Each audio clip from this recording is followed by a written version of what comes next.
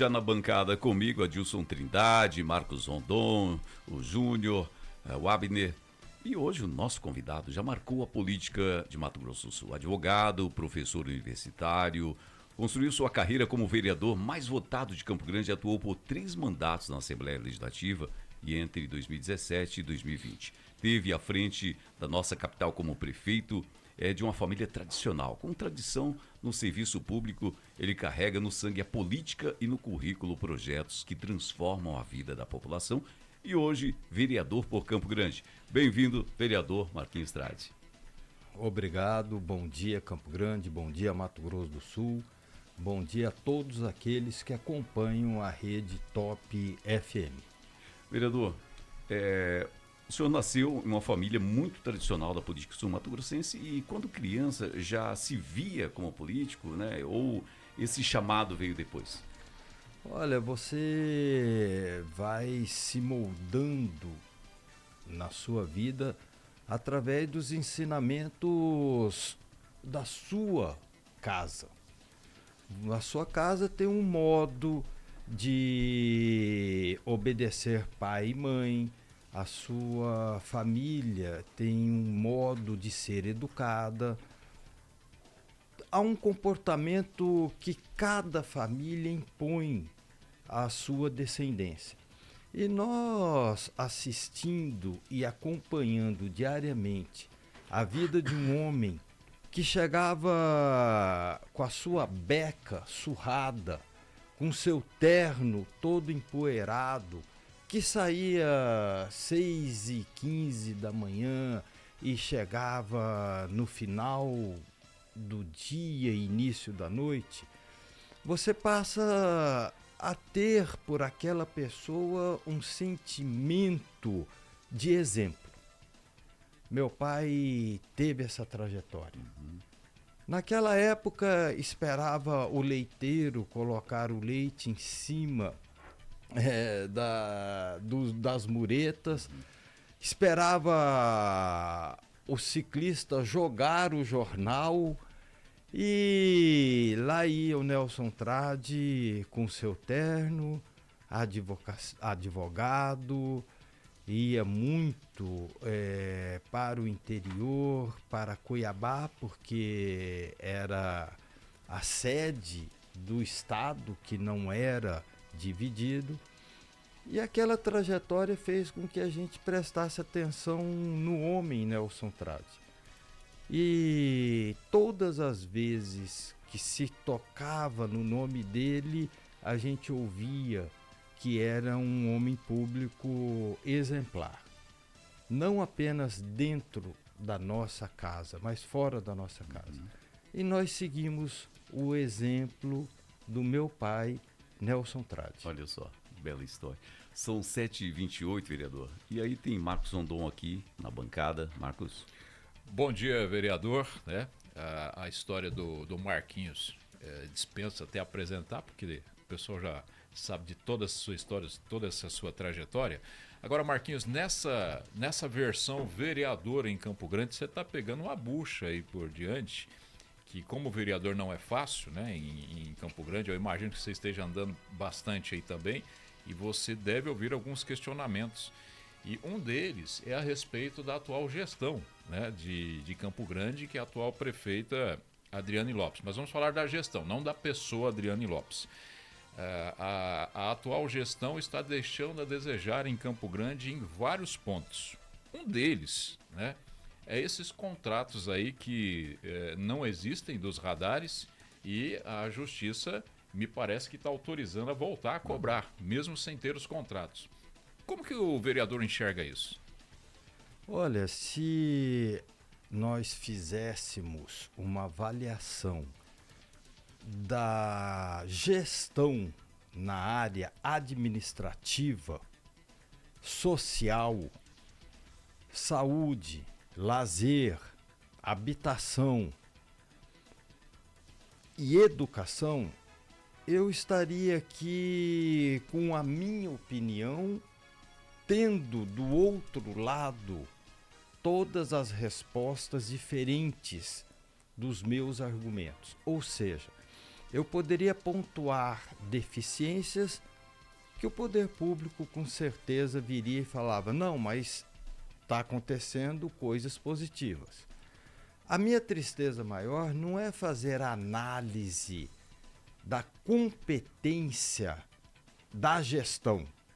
Isso eu deixo para a população em geral fazer, e me parece que a última pesquisa apontou quase 78% de insatisfação com a prefeita. A minha tristeza, e deve ser a tristeza de todos aqueles que param para fazer uma reflexão na política, são gestos repetitivos e reiterados que movem ações de improbidade. Os órgãos de controle quase toda semana têm noticiado a abertura de procedimentos em desfavor da prefeita. Marcos, Campo Grande, Mato Grosso do Sul. Eu fiquei 5 anos e 4 meses à frente da prefeitura de Campo Grande. Eu não tive nenhuma ação de improbidade. Não teve uma denúncia do Ministério Público para que eu investigasse se a minha eleição foi lícita ou não.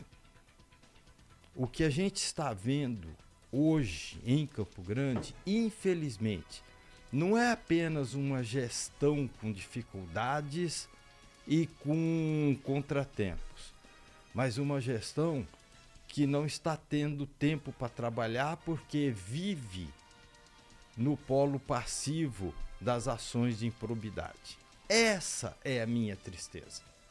Porque o princípio mais acadêmico do poder público se fulcra no artigo 37 da Constituição.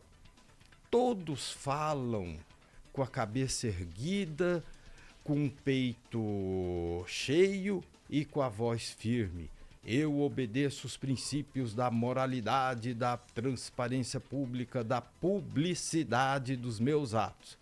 Todavia, não é isso que o Ministério Público e o Tribunal de Contas têm anunciado, infelizmente, para Campo Grande. Ingressou no novo mandato a prefeita já com uma ação de investigação, com uma AIS. Obtém votos contundentes e fortes para que a sua chapa fosse imediatamente cassada por abuso de poder político e econômico. Hoje está em recurso em Brasília.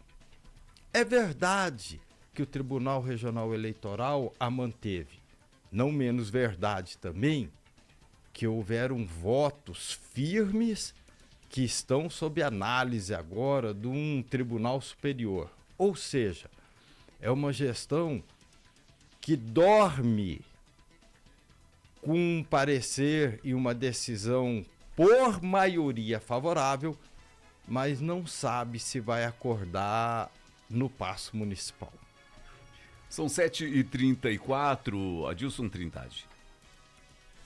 Bom dia, vereador. Eu tive o privilégio, viu, vereador, de conviver com seu pai. Entrevistei ele muitas vezes como deputado estadual e como deputado federal. Aliás, inclusive, eu participei da despedida dele, fui convidado por ele, da política. Ele fez uma grande festa, reuniu seus amigos, né? Mas vamos lá, voltando aqui, você expressou a sua tristeza com a administração. A comparação é praticamente assim, todo mundo gostaria de comparar, né? A administração do Marcos Trade com a administração da Adriane Lopes. Quando o senhor fala em tristeza, porque o senhor que lançou a prefeita na política, que ela não tinha essa... Ela acho que ela está estreando na política pelas suas mãos. Essa também é a sua tristeza? Onde que o senhor errou, onde que o senhor acertou aí? Olha, Adilson, tristeza não. Eu fico chateado porque a Adriane, ela foi uma ajudadora nos meus 5 anos e 4 meses, extremamente atuante, presente e, acima de tudo, com poder de decisão. A minha tristeza é ela negar isso, e ela negar e obter a confiança de muitos seres humanos que estavam ao nosso lado e viram o quão eu prestigiei a Adriane Lopes nesses 5 anos e 4 meses. Hoje, quando às vezes ela chama a vice lá na frente, quem inaugurou isso fui eu com ela. Hoje, quando você entra no 2º andar da prefeitura e tem uma sala de vice-prefeita, porque na época que eu entrei, nem isso tinha. O vice-prefeito ficava lá na Manuel Seco Tomé, era apartado do prefeito. Você nunca viu o Oswaldo Possari dentro, com sala despachando ao lado do André.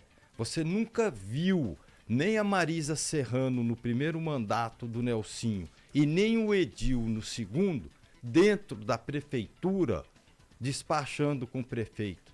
Você nunca viu o Olarte despachando com o Alcides Bernal. Mas quando nós assumimos a gestão, a primeira coisa que eu fiz foi colocar e honrar a vice-prefeita com uma sala na frente da minha e no mesmo piso, no 2º andar. A Adriane ficava ao nosso lado e na minha frente. Ela tinha sala, ela tinha o gabinete dela, ela despachava ali. E ela tinha poder de decisão, sim. Todos os secretários, que muitos hoje continuam, eles são testemunhas vivas e oculares desse fato. A Adriane indicou secretários, a Adriane ia nas reuniões, a Adriane me substituía várias e várias vezes quando eu estava em Brasília. E quando você vê que um dia depois você perde o direito de disputar um 2º turno das eleições do governo, ou seja, no dia 4 de outubro de 2022, quando eu não fui na candidatura ao governo do estado para o 2º turno, você vê o seu nome ser riscado da agenda daqueles que você estendeu as mãos. Isso é que machuca. Mas não me arrependo. Não me arrependo, porque quem deve se arrepender é ela. Com certeza absoluta, quem deve se arrepender é ela. Não há um gesto, um ato, uma fala minha que comprometesse a minha lealdade e a minha firmeza de posição. Tanto é que eu renunciei. Fui o primeiro prefeito da história da cidade a renunciar. O primeiro prefeito. Nenhum outro teve essa disposição, que alguns falam que é um gesto de loucura, outros um gesto de atrevimento, outros um gesto de ambição. Mas é o que eu sempre disse: ser governador, eu poderia ajudar Campo Grande muito mais do que como prefeito.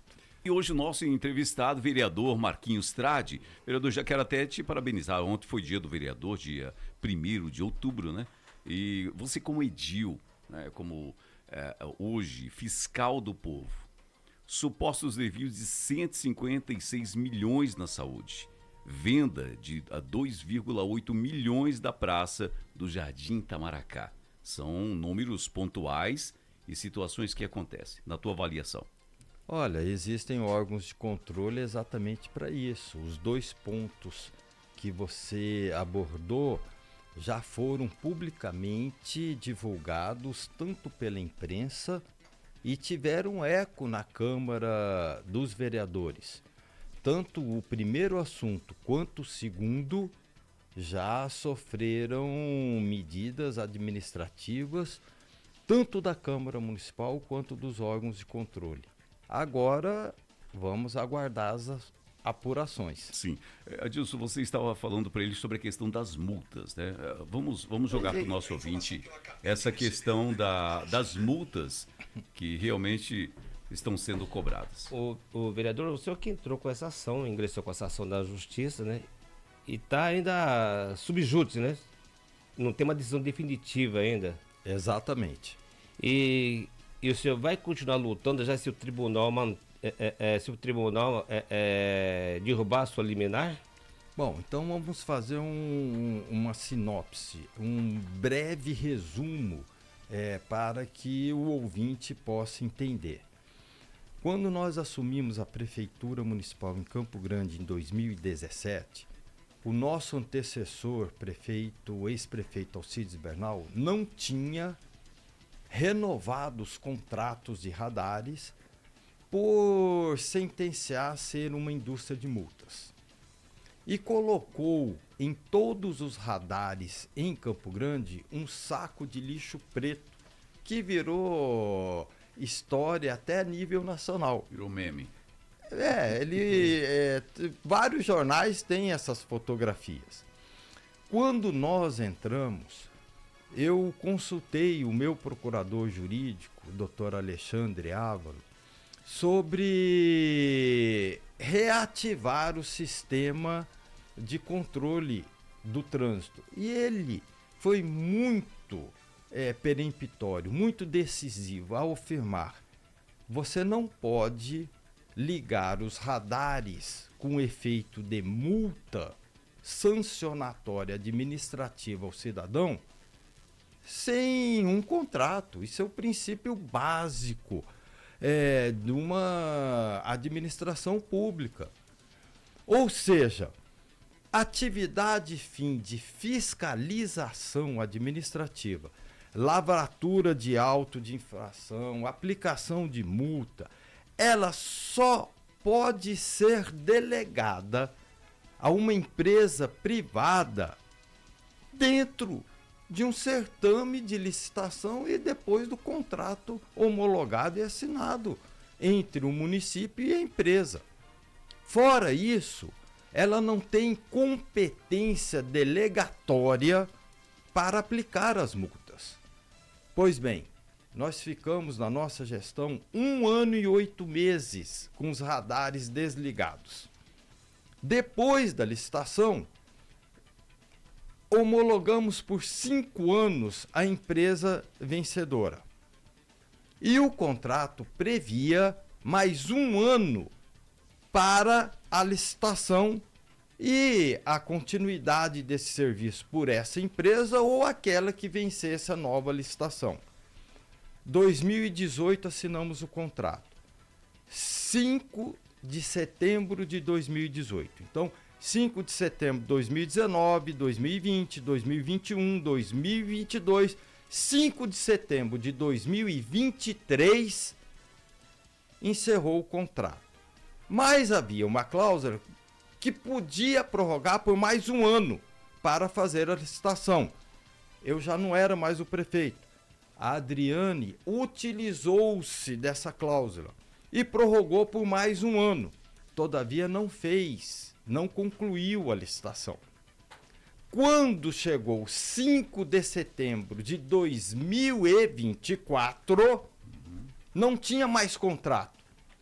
E não houve, por ato da administração pública municipal, nenhum gesto de tentativa de prorrogar ou fazer uma licitação de emergência, de inegibilidade.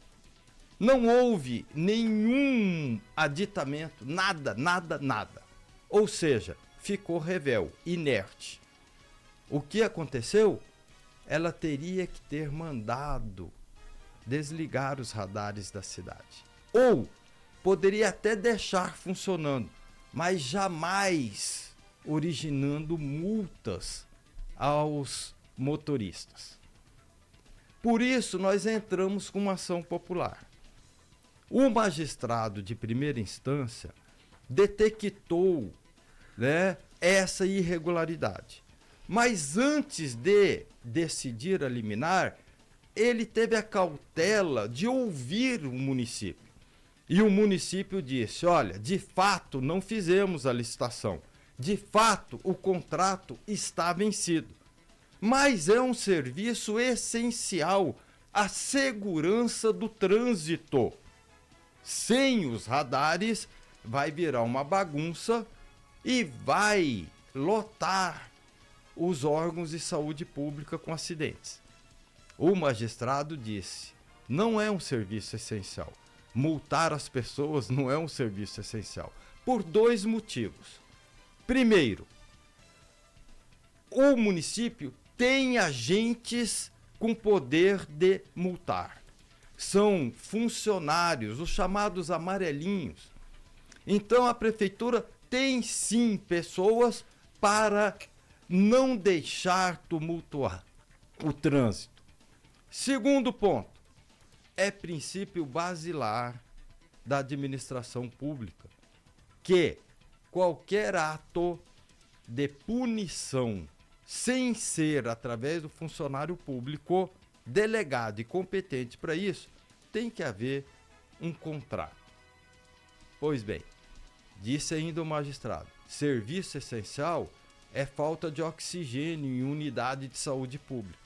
Serviço essencial é aquele que atinge toda uma cidade e não um segmento da cidade. E aí ele deu a liminar suspendendo. A prefeita Adriane recorreu dizendo o seguinte: não, eu quero sim receber essas multas, ainda que sem contratos.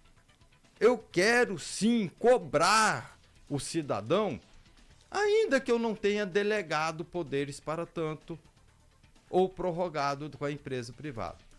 O desembargador entendeu que não precisa de fato contrato em multa sancionatória administrativa.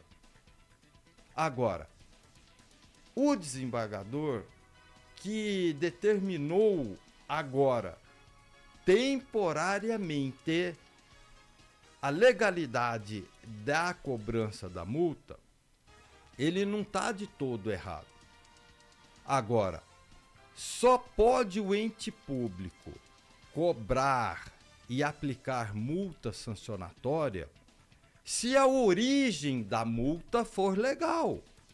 Exemplo: o guarda de trânsito concursado, competente, atuando na Getran, multar um veículo, um motorista, ele não precisa de contrato.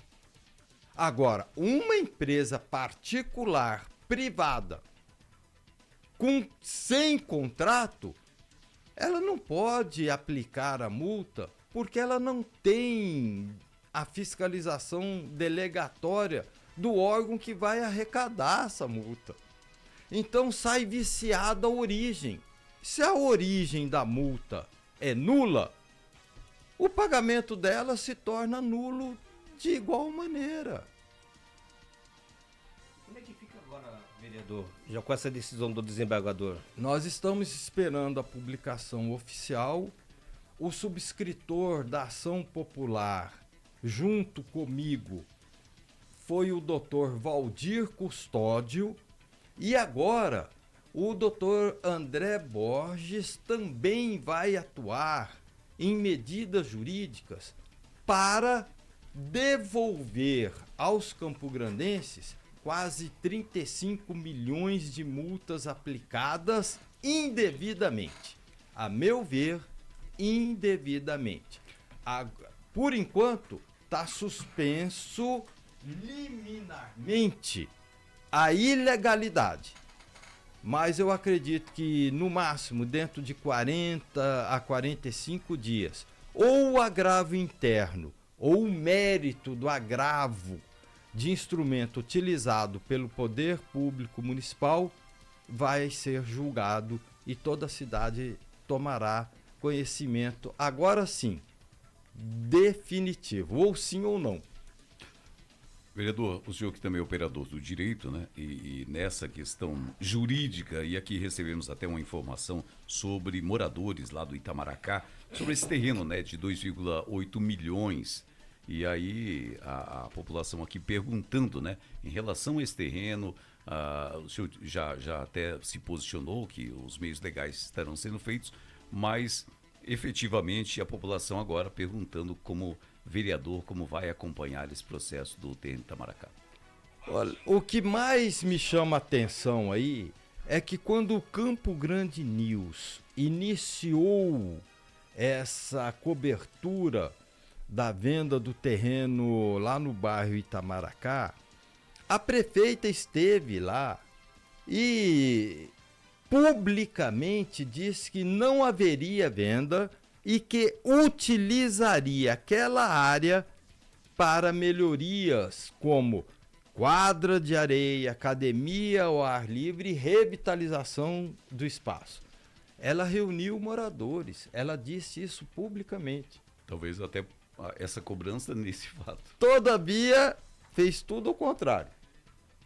Agora, a Procuradoria-Geral do município diz que houve uma alteração da lei em 2007 que devolveu aquele espaço ao patrimônio do município. Aí eu pergunto, se é patrimônio do município, você não pode vender bem que não é seu. E a partir do momento que ela vende uma área, nós temos que anunciar para que pelo menos os órgãos de controle abra, né, um procedimento investigatório para saber se de fato essa venda do terreno foi legal, foi permitido por lei, para que a gente tenha essa noção exata do tamanho e extensão dessa venda desse imóvel. Um imóvel sendo público, ele precisa passar pela Câmara para ser aprovado uma proposta de venda ou coisa parecida assim, vereador? Com certeza absoluta. Existe um instituto chamado de desafetação. Quando você desafeta uma área pública, é porque essa área pública não tem mais interesse de ser integrado ao patrimônio do município. Mas toda área pública, ela tem que ter um local, é lógico. E esse local vai atingir os moradores daquela região. Porque essas áreas, elas são chamadas de ELUP, Espaço Livre de Utilização Pública. Essas áreas, geralmente, são reservadas quando se aprova um loteamento para um posto de saúde, para uma praça esportiva, para um CINF, para a construção pública de benefício à comunidade. Agora, depois de desafetada, tem uma sequência, ela tem que ser licitada, ela tem que ser publicada, ela tem que ser divulgada e me parece que, segundo os moradores, nada disso foi feito. A PGM diz que tudo foi feito. Portanto, cabe ao Ministério Público e ao Tribunal de Contas do Estado checar essas informações já divulgadas por toda a cidade. Vereador Marquinhos Trade, queremos aqui agradecer a tua presença, as suas considerações. Eu agradeço, né, e me coloco à disposição. Eu tenho dito que esse último ato que a prefeita atuou contra a educação, atingindo frontalmente os servidores da educação, funcionários temporários, foi de uma crueldade tamanha. Tanto é que o decreto não resistiu 3 dias úteis.